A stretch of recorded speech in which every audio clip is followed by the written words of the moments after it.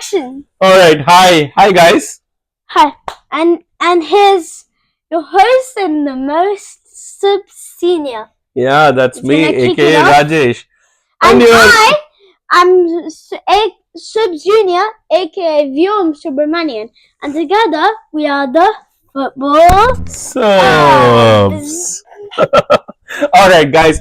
Look, we took a long break from the Premier League because we had Champions League, we had the international window. But today we want to give you a recap of the last few weeks of the Premier League and look forward to something exciting this weekend. As you guys know, we'll be covering match week in the Premier League match week 5, 6, 7, and 8 because obviously we had other plans on the last 3 weeks. But anyway, so we'll do that, and senior will be telling us which topic we're going to move on to first. Yeah, we'll just start with the Premier League. You see, we are nearly like this weekend will be Matchday 9.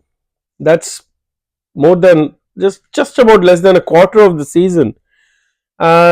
We had some favorites at the beginning of the season. It kind of feels they're still there, but they've all had hiccups. Liverpool's come with a bang. So yeah, the top 3, 4, 5 fairly similar to what we'd expected.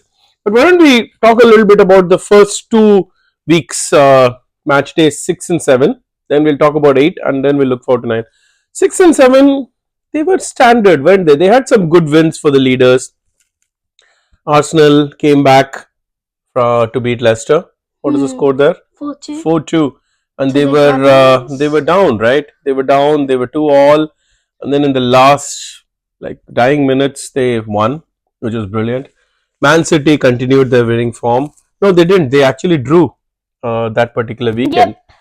Liverpool continued their winning form. Liverpool has been really good, to be honest. Arne Slot.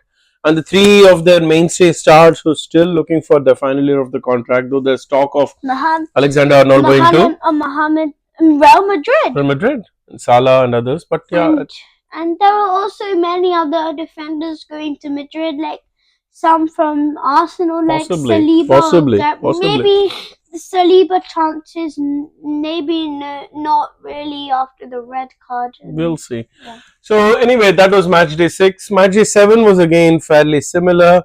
Arsenal had a scare from Southampton by conceding first, but luckily they were dominating, so they did come back and they won 3-1.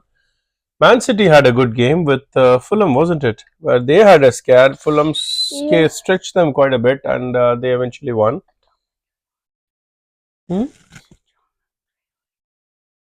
Yeah, Adam. And Adama, and there were loads of people, but there were loads of really stunning things, and Kovacic scoring as well.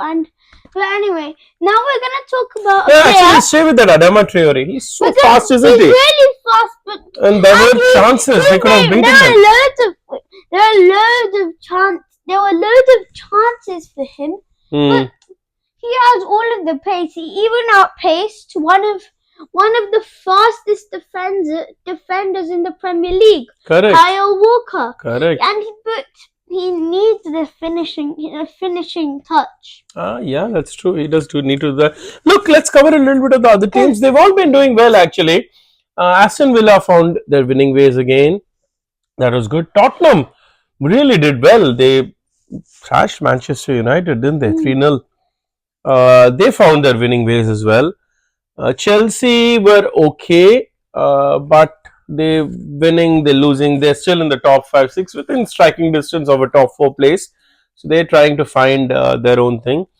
The teams from the south, Brighton and Bournemouth, the B&Bs, they are doing well. They've, in fact, one of them had a massive surprise in match day 8, and we'll come to that in a few minutes.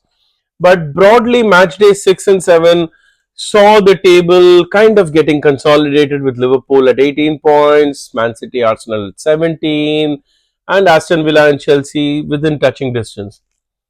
Then we had match day 8. Match day 9, sorry. Match day 8, I'm so sorry. Match day 8. What should have been a routine procession. Let's say for Arsenal, they were the first of the big teams to play, and they did have some injury problems. Yep. They And had Saka away, out. Odegaard from Odegaard's always been out. Saka went. but So a bunch of things happened, and they were dull. They were so dull as well. This grey sky over here in London, and that's what happened. Bournemouth got them in, and then a momentary lapse of reason. What happened? so the because Arsenal's because Saliba with the red card. So How did that like happen? when Was it so deserved? You think? I think it was deserved, but I mean I don't think the back pass wasn't necessary because of course now because when you get a back pass, the defender can't pass it back to the goalie otherwise. Well, they could have, but the point is the striker did catch them, and a lot of people, many of our fans have told us, have referees got it for Arsenal because this is the third red card in 8 matches. The reality is, I don't think so. This was a red card because there was no defender close by. He was the last person. Saliba was the last person, and the Bournemouth striker did have the sight of goal. It was 1-1. Now, I could argue that if Saliba had let him run, his speed could have caught him. Even if he had scored, Arsenal with 11 men could have done something. But instead, it was a momentary lapse of reason. Look, Saliba is a world class defender, but he's very young. He's just 22, 23. These mistakes happen, but Arsenal does have to take care of the disciplinary problem. More importantly, they have to take care of their back line now. Yeah, going because forward. Yeah, I don't know who they're gonna play because of because Julian Timber is obviously got some injury, and I don't think Tomiyasu is injured. Yeah, I don't know. Zinchenko is injured. I don't really. Yeah, Zinchenko didn't even go for the Ukraine international. And I don't know. I mean, no So what? one's there to replace. But Bournemouth played well and they deserved So they those might 2 points, need those to 3 take- points. So they might need to take some youth team players, maybe. We'll see. We do have Lewis But- Kelly in the as a good defender, and then of course midfield. But the good thing is Merino made his full debut. Sterling's there, so there is a team. Look, at the end of the day, you argue that to win championships, you need a good Young squad, good squad, young talent, and backup squad. Right? It's the time for them to step up. But yes, Arsenal stumbled. Liverpool didn't. They beat Chelsea in an evenly fought match, but eventually they did win. And Liverpool have now suddenly have thrown themselves and shown themselves to be a title challenger. Did you actually think they could win the title beginning of the season? I mean, Liverpool. I mean, I have this feeling because I mean, last season and the season before that, they had gotten very good starts for the Premier League. Like they have these brilliant players. They have brilliant young talent, Luis Diaz, but they just The thing is, when Klopp left, the squad was still there. It shows that the squad that is built is such a spectacular squad that, and Slot of course has marked his stamp and has made the best use of that squad. But you could argue that they haven't had super tough games so far. Chelsea probably was their toughest. They lost to Nottingham Forest, so we'll see what the next few games have in store for them. We'll cover that, of course. And Man City, what a team! That's what champions are made of. They were losing, right? Or they lost. They were trailing to Wolves. Then they were drawing, and in the 95th minute, John Stones. He did it again. He also did it against Arsenal and. Did he? Yeah. In that same 95th minute. So the point is, folks, if you're playing Man City, make sure that you fall down, but don't let Man City play in the 95th minute. If that happens, John Stones will score.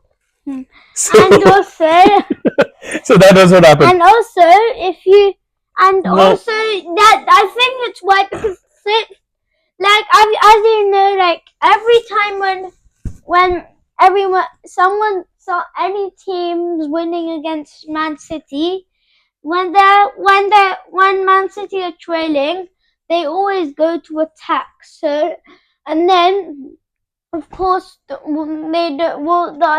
opposition defends, but if you think about it, it's good to just because like if Man City are attacking and they're running forward desperately, you have an advantage to just go and score another goal because I mean there are loads of counter-attack possibilities for the opposition to score. Yeah. That's a great point, Subjunior. And to be true, if you see all the matches, Man City hasn't had a lot of clean sheets, which actually means that teams have they figured them out? Maybe to some extent.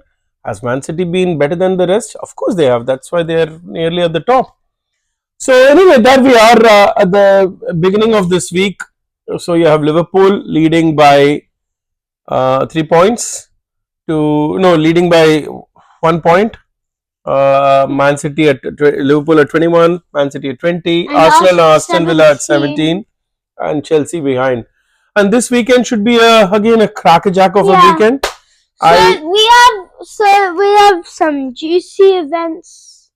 So yeah, the Man City should have a easy match down south at Southampton. Man City get the easy teams, but look, everyone has to play everyone. But well, Sub Senior, who do you think the best Premier League team in the Premier League? At this stage, you don't know. We'll do another check. Let's see this. Let's have this round. Then we can logically do 9 out of 36, which means 9 out of 38, nearly 25%, quarter of the season. It's too early to call the shot because it could still be one of the top 3 who could progress. But everybody will try. I know for sure. The biggest game of this weekend is Arsenal Liverpool. Yes. And that will tell us. And Arsenal, of course, will miss Saliba and Odegaard. Saka is rumored to be practicing, so he might be back at least as a substitute. But it'll be a interesting contest, and we'll see what happens. So that's what this weekend is in store. So we look forward to it, and we will do some more fun stuff as we go along. But thank you for listening to the Premier League. Let's take a short break, and we'll come back with the next segment.